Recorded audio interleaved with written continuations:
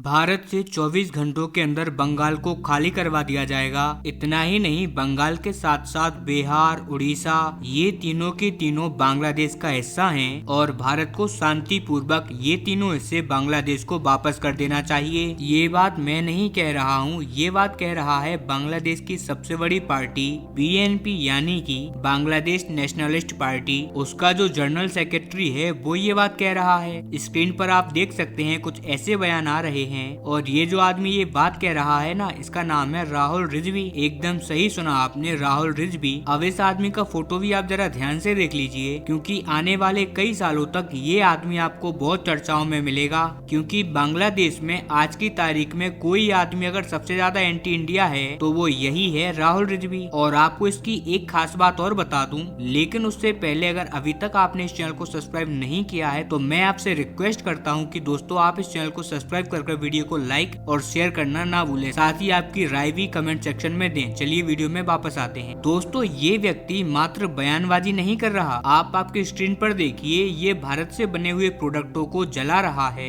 ये भारतीय साड़ियाँ, भारतीय सूट, भारतीय कपड़े, इनका बहिष्कार करवा रहा है बांग्लादेश के अंदर। बांग्लादेश में घूम घूम कर लोगों को इकट्ठा करता है और फिर भारतीय प्रोडक्टों को जलवाता है। लेकिन वहीं हैरानी की बात ये है कि आज भी भारत के अंदर लोग बड़े गर्व से बांग्लादेश के अंदर बने कपड़े, जिनके ऊपर एकदम क्लियर लिखा होता है मेड इन बांग्लादेश, उन्हें चाव से पहनते हैं और बड़े शान से रहते हैं। जबकि उनके देश के बने हुए प्रोडक्ट बांग्लादेश के अंदर कट्टरपंथी एकदम बहिष्कृत कर रहे हैं। हालांकि ऐसा नहीं है कि भारत के अंदर कोई भी व्यक्ति इन्हें चैलेंज नहीं कर रहा। आप स्क्रीन पर देखिए, बंगाल की मुख्यमंत्री ममता बनर्जी ने राज्य की विधानसभा में कुछ इस प्रकार से मुंहतोड़ इनको जवाब दिया इस आदमी की मांग पर।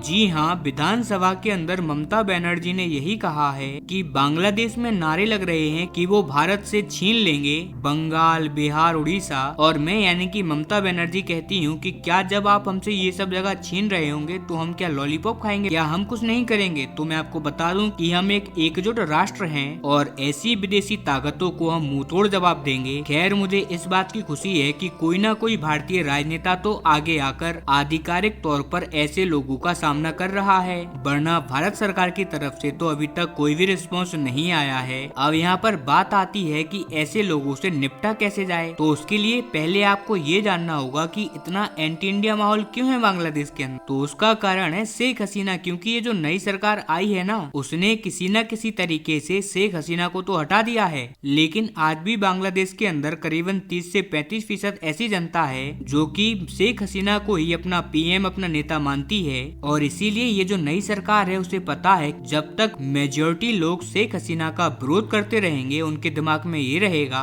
कि शेख हसीना अच्छी नहीं है, तभी तक वो सत्ता में रह सकते हैं। लेकिन जिस दिन शेख हसीना के फेवर में माहौल हो गया, 40-45% लोग ये कहना स्टार्ट कर दिए कि शेख हसीना ही सही थी, उसी दिन ये सरकार भी हट जाएगी और शेख हसीना की वापसी भी होगी। और शेख हसीना इन तमाम लोगों का वो असर करेगी जो कि इन तमाम लोगों ने सोचा भी नहीं होगा। और यही वजह है कि ये तमाम सरकारें जनता के मन में शेख हसीना के लिए जहर बो रही हैं। और क्योंकि शेख हसीना इस टाइम पर भारत के अंदर हैं, इसी वजह से शेख हसीना के साथ साथ भारत को भी बांग्लादेश का दुश्मन बताया जा रहा है ताकि जहर अच्छे से फैले। लेकिन अब सवाल आता है कि इसे रोका कैसे जाए। तो जवाब है शेख हसीना। शेख हसीना को वापस बांग्लादेश में जाना होगा एज अ प्राइम मिनिस्टर, यानी कि एक बार फिर से उनको सत्ता संभालनी होगी। और आप देख लीजिएगा, जिस दिन शेख हसीना या फिर उनके परिवार का कोई व्यक्ति बांग्लादेश की सत्ता पर फिर से कायज हो गया, उसी दिन ये कट्टरपंथी ऐसे गायब होंगे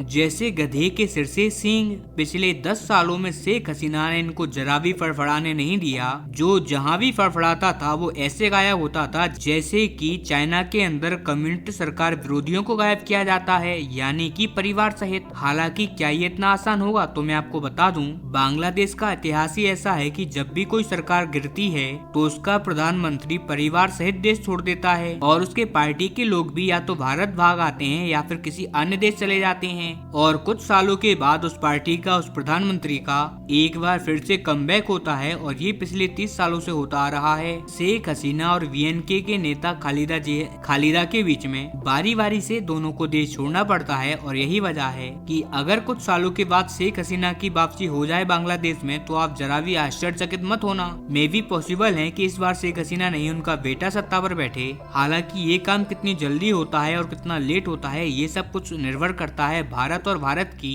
मर्जी पर। अगर भारत अपने कार्ड सही से इस्तेमाल करे तो ये काम बहुत जल्दी हो सकता है और अगर भारत ने सही से सिचुएशन को डील नहीं किया तो ये काम 5-6 सालों के बाद होगा।